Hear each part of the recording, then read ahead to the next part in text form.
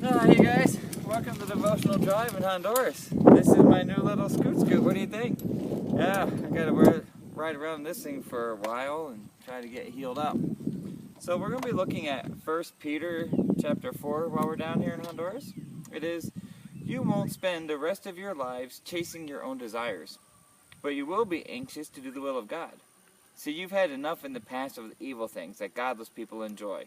Their immorality and lust, their feasting and drunkenness, and wild parties, and the terrible worship of idols. The title for 1 Peter chapter 4 is Living for God. See, in our past, that's all we did was pleasure seeking.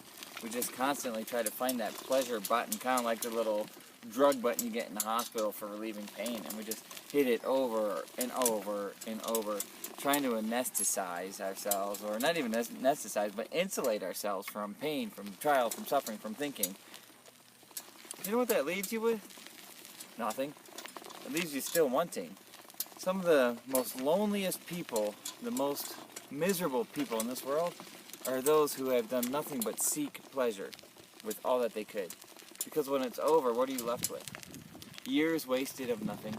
You're older, maybe turned gray, your body's not doing so good anymore, and you're still left wanting. And that desire button has never been satisfied. I mean, what a waste of life to have lived without satisfaction. And Peter warns us of that. He's like, so when we're living for God, there is satisfaction when doing the will of God. When we get anxious to do the will of God. See, when we put away the old things, when we realize that we've had enough living in the past, that all the things we've done, the drunkenness, the drinking, the feasting, the sex, the whatever, we realize we've done it enough. We've already done it. There's nothing to go back to. Believe me, if anybody knows, I know what it's like to try to go back, to relive something. And you know what? It's not there. But what is there is this will, this anxiousness to do the will of God, to do His purpose for our lives. But it's not easy. See, we don't know how to live like that. And this is where we need to start practicing self-discipline and self-control. Because even though we now have this anxious desire, this will to do the will of God, we don't know how to carry it out. So all we know is how to please self.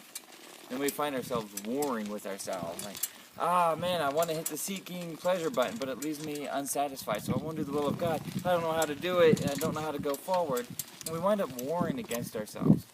And I just want to encourage myself, encourage anybody listening, to practice self-control. Yeah, we're going to give up. We're going to hit the self-seeking button. We don't have to go back to the ways of immorality. That's for sure, but I mean, even just wasting time on 5-minute YouTube videos over and over and over and over. And what are we filling our heads with when, imagine if when we put the word of the Lord in us instead. So we will have to practice self-control, because though we do have the desire to do the will of God, we don't have the ability to carry it out. It takes discipline, it takes practice, over and over repetition to do the will of God. So don't beat yourself up when you fall short. But remember, to live a life that's satisfying, follow the will of the Lord. That's what I got. Self-control, discipline to seek satisfaction in the name and the will of God. Alright, we'll see you guys for 1 Peter chapter 4, verses 4 and 5.